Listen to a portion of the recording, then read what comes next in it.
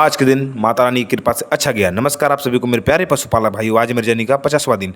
आज मम्मी थोड़ा फार्म का काम कर दी थी, लेकिन मैं टाइम पे आ गया। मैं कहीं गया हुआ था तो फिर लगा सभी पशु को हाले ली फीड तैयार करने। पहले लक्ष्मी को, फिर कोयल को, इन दोनों का फीड तैयार किया। तो फिर लगा इन लोगों का आज बाद में तैयार किया फीड। इन्हें पहले भूसा और पानी डाल के मिक्स करता हूँ, उनका पूरा व्यवस्था। फिर नीचे से मिला के बढ़िया तरीके से दोनों घारी भैया साफ कर दिए थे।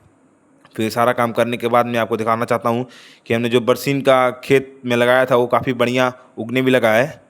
और इसी प्रकार हमने फार्म का सारा काम करके अच्छे तरीके से और अपने घर की ओर आ गए। नमस्कार, प्लीज़ सब्सक्राइब कर दीजिएगा।